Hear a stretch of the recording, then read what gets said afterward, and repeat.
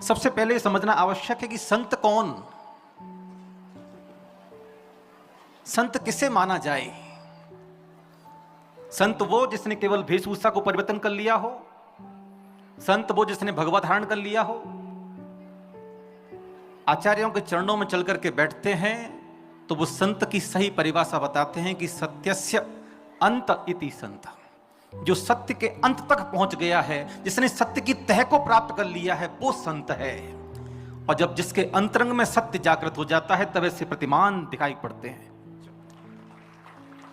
समूची दुनिया में चार तरह के लोग होते हैं। पहले वे जो अपने जीवन में कुछ प्राप्त कर पाते हैं, दूसरे वे हैं जो अपने जीवन में कुछ कुछ प्राप्त कर पाते हैं, तीसरे वे हैं जो अपने जीवन में बहुत कुछ प्राप्त कर पाते हैं, चौथे सबसे कम वे लोग होते हैं जो अपने जीवन में सब कुछ प्राप्त कर पाते हैं।